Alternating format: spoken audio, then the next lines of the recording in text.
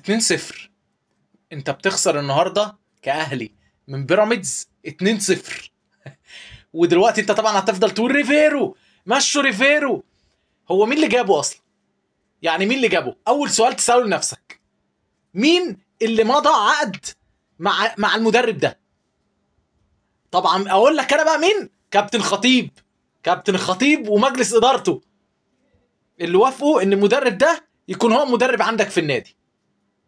وانت اللي رفضت ان انت تكمل بعماد النحاس كاس العالم للانديه، وكروت ورحت جبت مدرب زي ده. اقصى حاجه عملها في حياته انه راح وصل باورلاندو بايرتس نص نهائي دوري ابطال افريقيا. ده اللي بيدرب الاهلي. حفنا من القرارات الغلط من ساعه ما كابتن سيد عبد الحفيظ مشي لغايه النهارده، وانسحاب من الدوري وصفقات زي الزفت. انا عايز افهم سؤال واحد بقى، مصطفى العش في الجون الثاني شفت بيتفرج ازاي على الكوره؟ شفت؟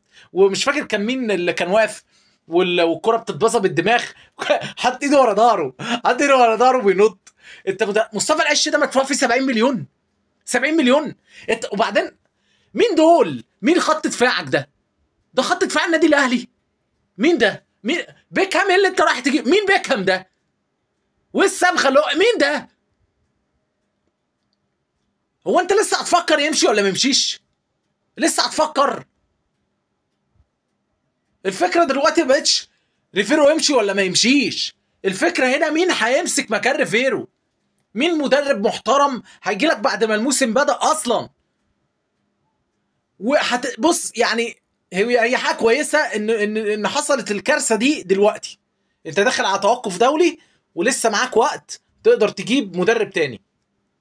فانت دلوقتي تمشي ريفيرو وتبدا تشوف مدرب تاني، يا اما تكمل الموسم بعماد النحاس.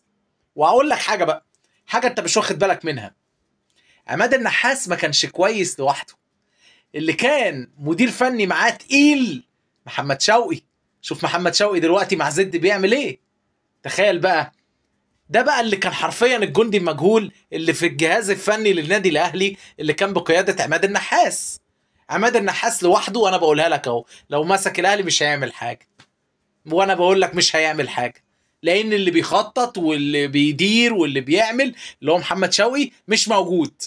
ومحمد شوقي لو عملت ايه مش هيسيب زد ويجي لك. الراجل ماسك فورمه وناجح، هيجي لك يعمل ايه؟ هيجي لك هو عارف ان انت هتعمل معاه زي ما عملت قبل كده. المدرب مؤقت يجي يقول لك لا انا مش عايز، هو واحد بس اللي انا عايزه، تقوم ممشي يا محمد شوقي، امشي يلا. كله غلط في غلط، كل حاجه متداره في النادي الاهلي غلط، كل حاجه غلط. هتقول لي بطولات، فهو بطولات فاتت عشان انت مالكش منافس في افريقيا. لكن اديك شفت اهو، اديك شفت اول ما مسكت حاجه عليها القيمه زي كاس العالم للانديه وبتلعب كوره ما عرفتش تعمل حاجه. قعدت تضيع في جوان، خط دفاع شوربه. بنت بقيت باين، انت فاهم؟ بس يعني انا مش عارف اقول ايه تاني.